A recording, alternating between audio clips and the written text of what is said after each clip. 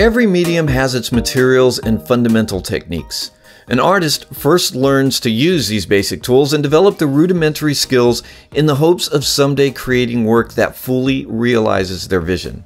If a painter, sculptor, or musician were to skip several steps and fail to grasp the foundations of their art, they might be able to create a limited number of interesting pieces, but those naive works would eventually lose their appeal. With the possible exception of the rare genius, stronger skills usually win out in the long run. Now, I realize this sounds like overly simplistic advice, but most people who own cameras really know very little about how to use them. Camera manufacturers realize this and put automatic do-everything-for-you modes on most cameras. And it's okay to use these modes, but you'll be limited as to what you can do with them because they take most of the control out of your hands. The more you learn about the specific functions and capabilities of your camera, the more tools you'll have at your disposal. I suggest you learn one new camera function, exposure concept, or lighting technique at a time. Trying to learn too many things too quickly is generally counterproductive. With each new feature, concept, or technique, make sure you spend enough time thinking about it and using it so that you fully understand how and why it works.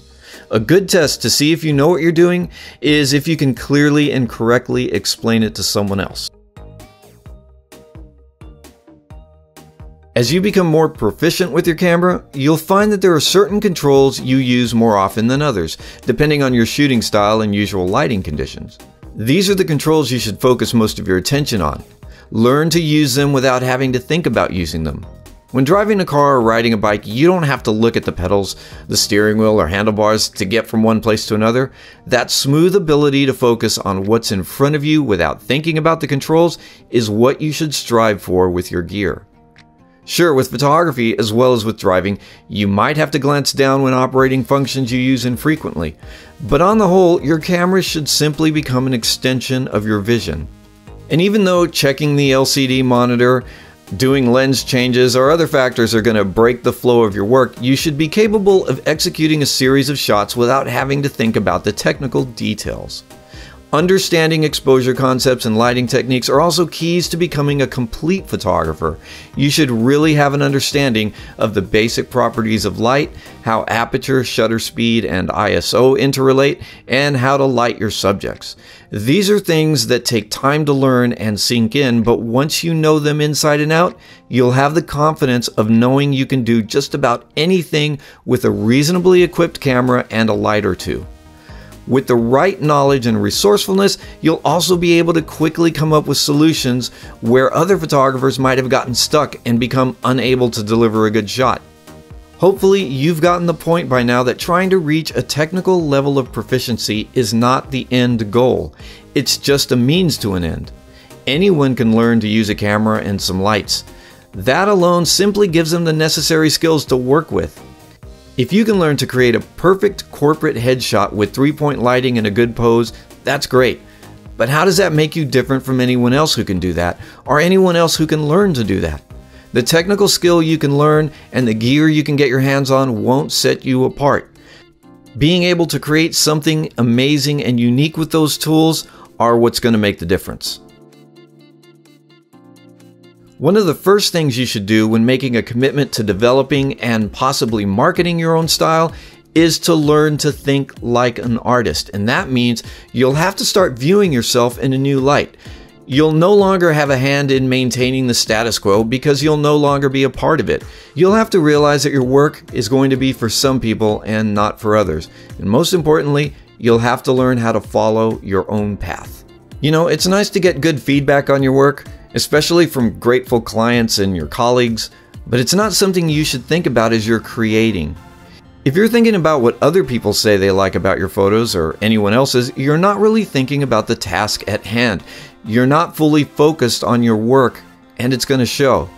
Creating art is about expressing an idea with your own vision, and this is where you're going to produce your best and most rewarding work for yourself, and consequently for the viewers and the clients who value it.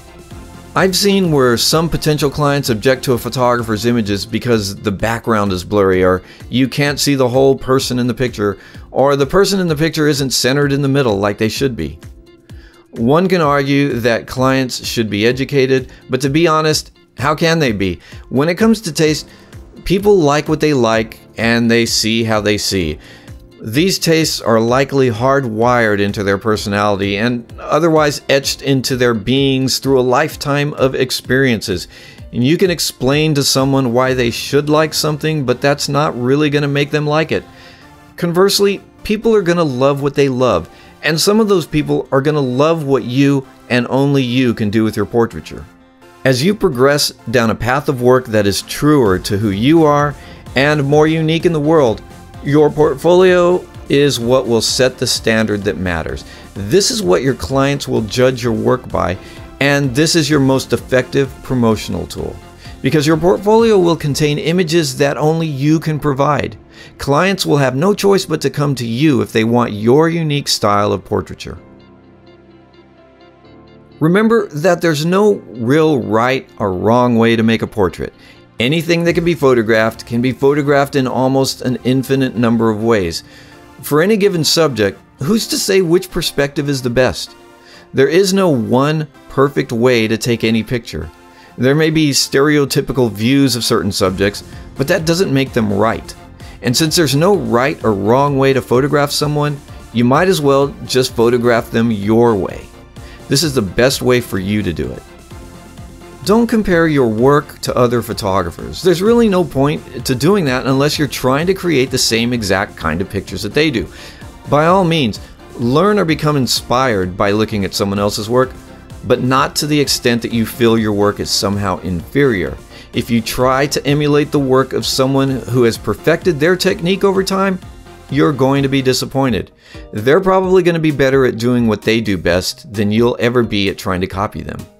Forget perceived and real expectations. Thinking about them doesn't help you do good work. For one thing, most people aren't as concerned with your photography as you are. You take great pictures, big deal. And the people who have certain expectations where your work is concerned, like paying customers, should only expect you to do your thing. That's it. Let them know that in one way or another. They are paying you to produce portraiture the way you produce portraiture. If they want pictures that look like someone else's, they need to go to that other photographer. You know, when young musicians first learn to play an instrument, say an electric guitar, they usually begin by trying to emulate someone they admire. This is often true with photographers too. The attempt to reproduce the work of a respected artist or craftsman is a great way to learn, and it's fun. Eventually, though, the guitarist wants to learn how to play his own music and express his own feelings. Likewise, a photographer might want to express their own vision. It only makes sense that a photographer would want to create images that actually represent their personal vision, their own way of looking at life and people. Being one of thousands of photographers to copy the latest look isn't going to cut it.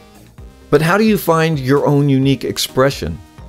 You know, style, voice, vision, these are all things that actually reveal themselves over time. They show up as a consistency in a series or a body of work.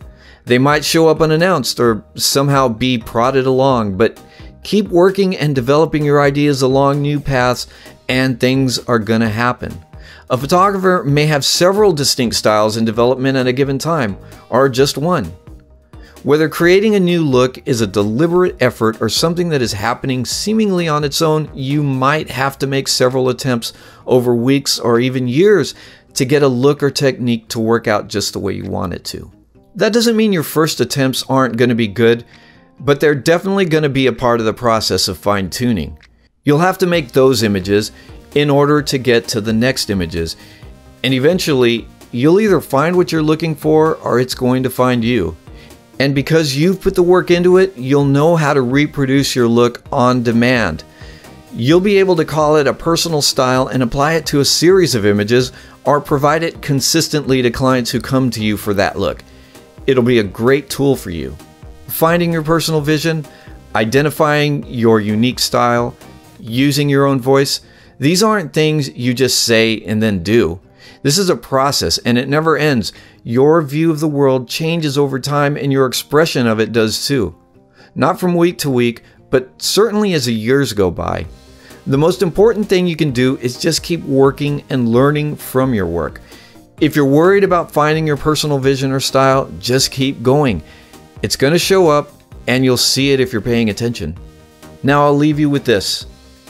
Be a real artist with your camera, and people who want a real artist will come to you. Achieving this goal might take a while, and you've got to be patient. Your personal vision and style will shine through if you allow them to. Know the rules, break the rules. Go against the grain. Do the great portraiture that you're capable of.